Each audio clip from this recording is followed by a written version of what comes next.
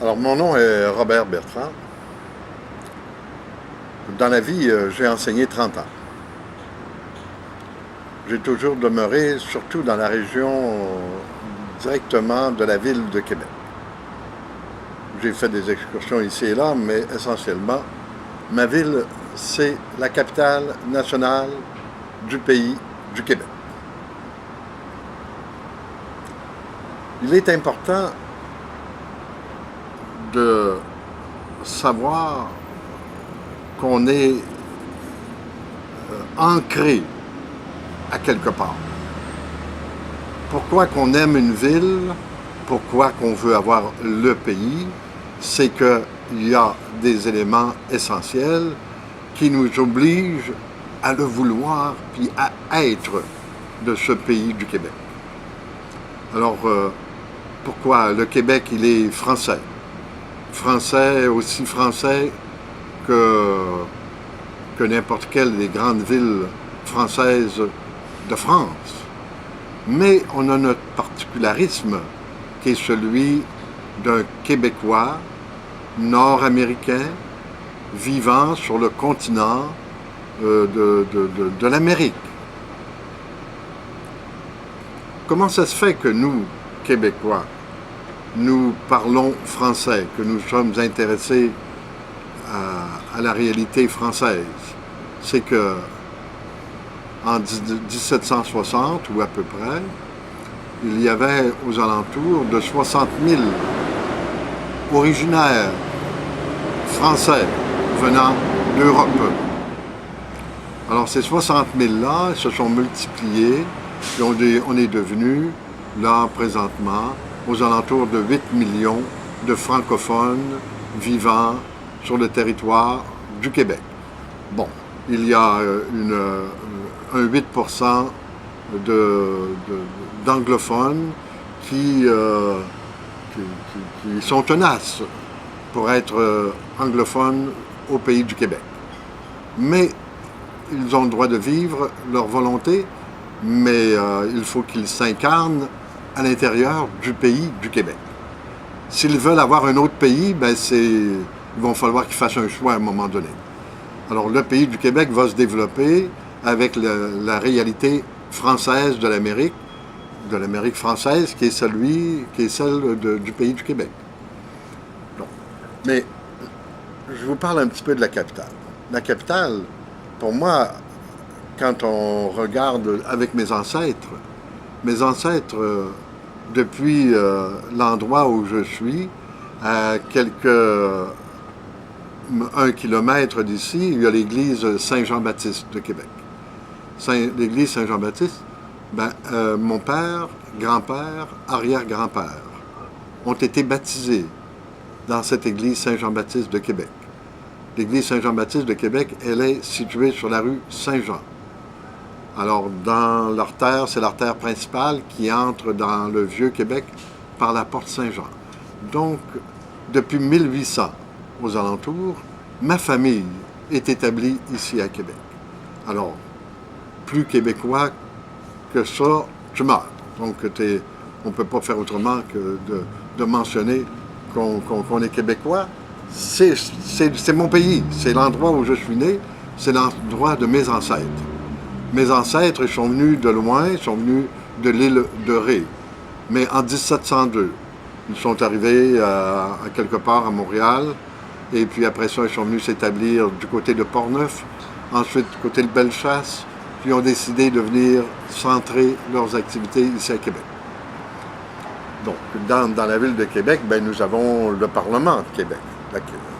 La capitale nationale a son Parlement.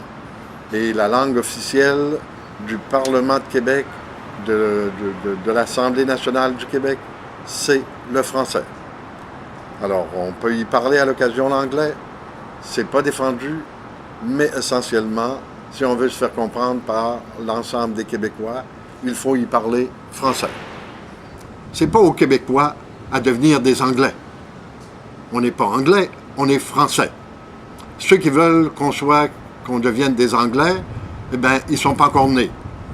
Malgré qu'ils ont un vouloir qui souhaiterait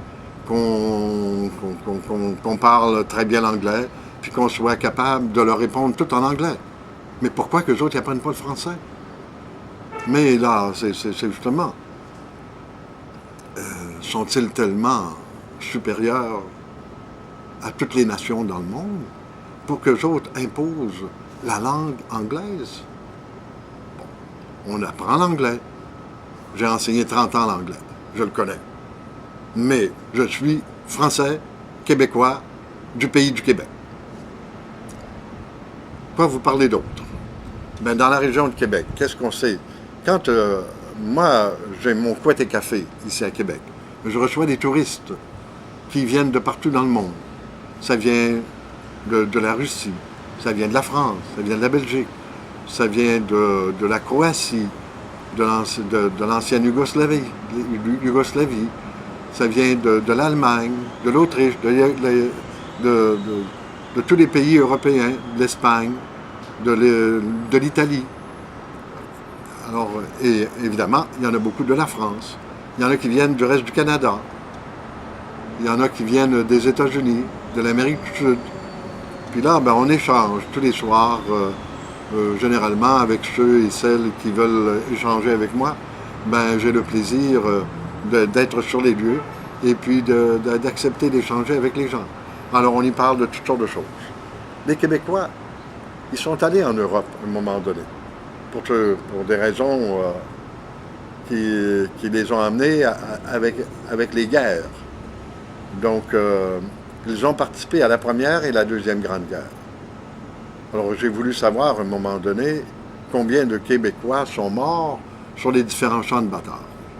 Imaginez-vous que si vous posez cette question-là au premier ministre du Québec ou au bureau du premier ministre du Québec, en 2005, comme je l'ai fait, eh bien là, la madame qui nous répond à la réception, elle me dit, ben, j'ai aucune idée combien de Québécois ils sont morts sur les champs de bataille. Alors, elle dit, je vais m'informer, puis je vais vous revenir. On me rappelle me dire, ben, personne au bureau du premier ministre connaît le fait que nous avons le nombre de Québécois qui sont morts sur les champs de bataille. Alors, j'ai trouvé ça surréaliste, quasiment.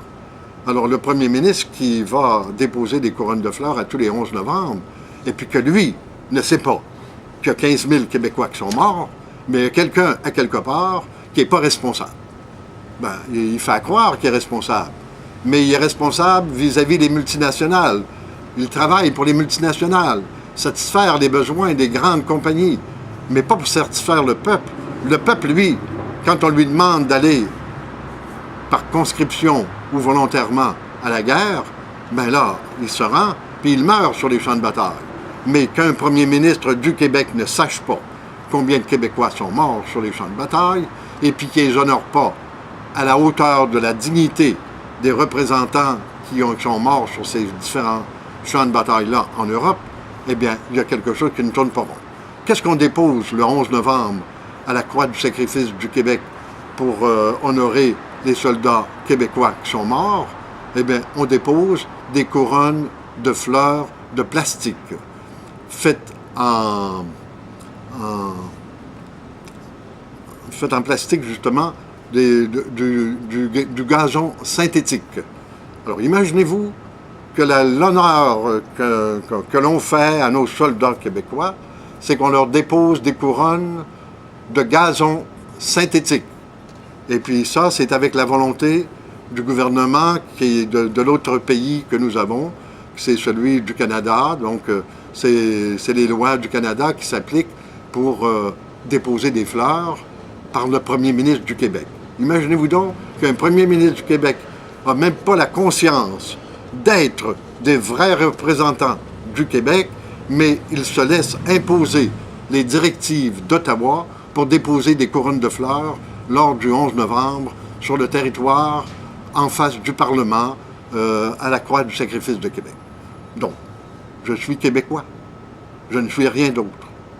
Alors, disons que moi, j'ai mon parti pris qui est celui de défendre le Québécois, puis l'action, les actions que nos Québécois ont fait partout dans le monde. Alors, c'est essentiellement là, mon point de départ. Je ne sais pas si on aurait des éléments qu'on souhaiterait me voir discuter. Mais si vous avez le goût, pourquoi ne m'interrogeriez-vous pas en m'envoyant des courriels? Puis posez-moi des questions, puis j'aurai le plaisir de répondre à vos questions. Parce que plus québécois que moi, là, donc c'est difficile à battre. Puis j'ai la volonté du pays du Québec depuis 1958. Pourquoi que 1958, qu'est-ce qui est arrivé? C'est que Raymond Barbeau est venu donner une conférence ici à Québec, venant de Montréal, sur l'idée de réaliser le Québec comme pays. Je trouvais, avant cette rencontre de Raymond Barbeau, je m'interrogeais personnellement. J'étais aux études en sciences politiques. Non, en 1958, je n'étais pas encore aux études en sciences politiques. Mais en 1958, je m'interrogeais à savoir qu'est-ce que c'est qui manque à notre population pour être fier, pour avoir un degré de fierté. 58, là, c'est avant l'Expo 117. C'est avant 1960, le changement de garde avec M. Jean Lesage, le premier ministre du Québec. En 58, c'était encore la période de Maurice Duplessis. Donc, on appelait ça la Grande Noirceur. Mais en tout cas, il y a toujours, c'est pas toujours parfaitement noir, parfaitement blanc, mais même si on l'appelait la période de la Grande Noirceur, il y a eu des choses quand même essentielles qui ont été faites à ce moment-là. Mais alors, en 1958, je cherchais un élément qui nous grandirait. Et puis, pour moi, l'élément qui nous grandirait, c'était l'élément de fierté. Le jour qu'on sera fier de notre pays, fier de soi-même, et fier des réalisations que l'on réalise de part et d'autre à travers le monde, eh bien, ce jour-là, on le concrétisera à l'intérieur du pays du Québec, notre pays, celui que l'on veut maintenant depuis plus de 40 ans, qu'on en parle de façon plus ferme. Mais déjà en 1837-38, nos patriotes sont morts parce qu'ils voulaient faire l'indépendance du Québec.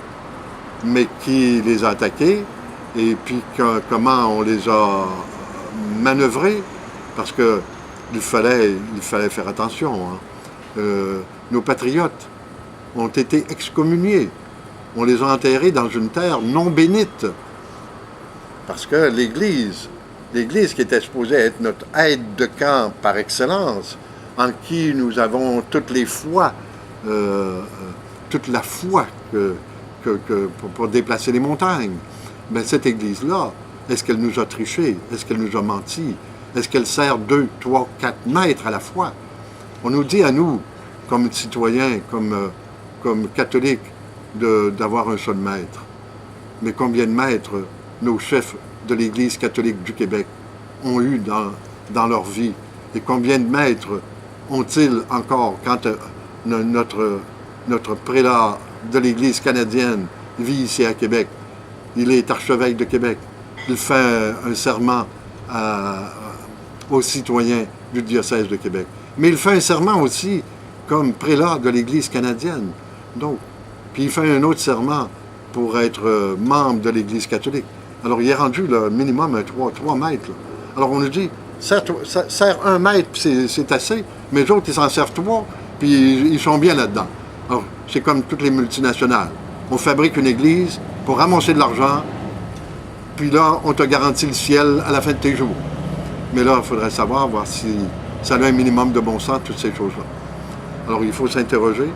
Et puis, mon plaisir, c'est d'échanger avec vous. Et si vous m'envoyez des courriels, donc c'est robert.bertrand.quue@sympatico.ca. Merci.